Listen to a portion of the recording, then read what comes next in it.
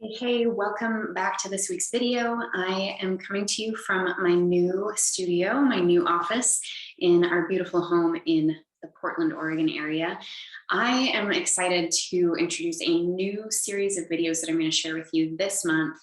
We're in December 2021, and next month is Veganuary, okay? You might be hearing about this because January is the month that the vegan community tries to tell the world why going plant-based is such a fantastic idea and how you can do it very easily, very simply, and very enjoyably. So I want to get ahead of the curve a little bit with you, and I want to talk about plant-based eating here in the month of December. I'm going to have a whole series of videos for you, and today we're going to start by addressing what a plant-based diet is, and throughout the next month we will also talk about why it's a good thing to try out and how you can do it doably and enjoyably. By way of introduction, my name is Danielle Dinkelman. I am the author of the Healthier Home Family Meal Plan and also the author of If Diets Don't Work, What Does? So why am I talking to you about a plant-based diet if I don't believe in diets? Well, I don't believe in dieting, but I do believe that upgrading and improving our nutrition can be one of many pieces of the puzzle to improving our overall health and well-being. So let's talk about what a plant-based diet is. There are a few things that you need to know. A plant-based diet is not, it doesn't have to look one way, okay? Some of the most common plant-based diets are vegetarianism, veganism, and then there's this movement, this community of whole food plant-based eating. Okay, so I'm going to talk a little bit about each of those for today, and I want you to first of all just know that you can be somewhere in between. You can choose to even just say, well, maybe I don't want to be a vegan or go vegan, but maybe I just want to eat more plants and include more of the healthy plant-based foods. And maybe I just want to pull back a little bit on the animal-based foods and the dairy and the processed foods. That is the approach that you will hear me talk about in the food chapter of my book. We also talk about other aspects of health and wellness, of course, but there is a chapter in there that I address nutrition. So what is it to be vegetarian? Vegetarians will say, I'm not going to eat any meat. So that includes beef, poultry, and fish, but I'm okay with dairy products and eggs. Dairy products being milk, cheese, yogurt, that sort of thing. Anything that comes from cow's milk. That's vegetarian. The other thing we need to ask ourselves is, how do vegetarians feel about processed foods? Vegetarian, by definition, does not differentiate.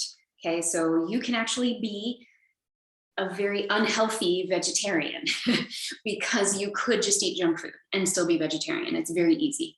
Very, very easy to do that, right? Potato chips, French fries, there's lots of junk food, processed foods out there that may be vegetarian, but not necessarily good for your health, okay? Now, know that this video is no judgment. This is just giving you some frameworks to understand some of these things. Let's talk about vegan.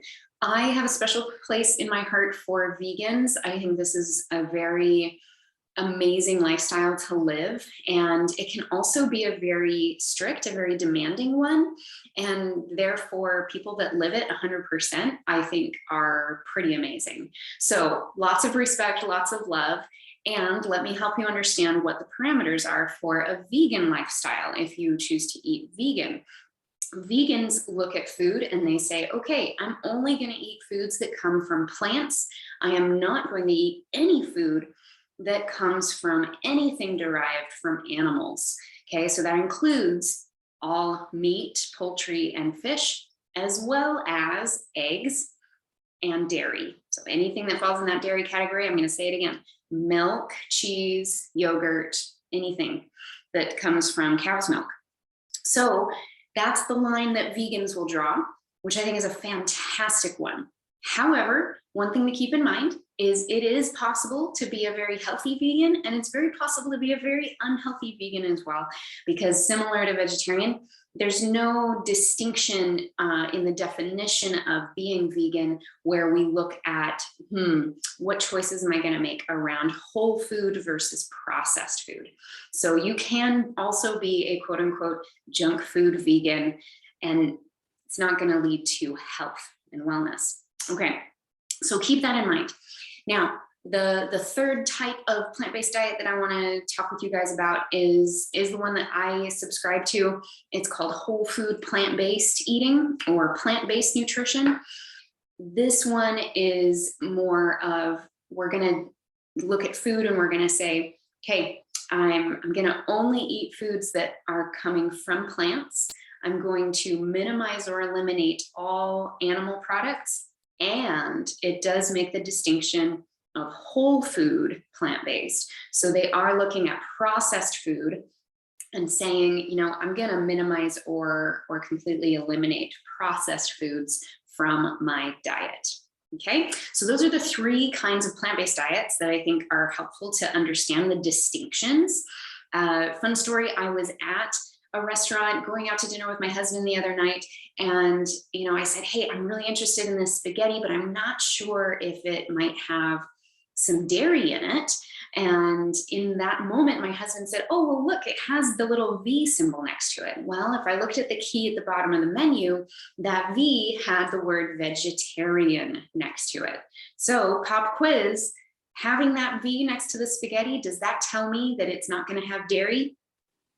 No, it's not, because vegetarian doesn't distinguish dairy. It's just excluding meat.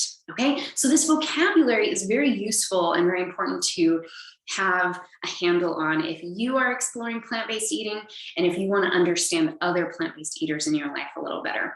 Okay, we're going to dive more into what plant-based eating is, and we're going to talk later this month about how it can help you, why you might want to eat this way.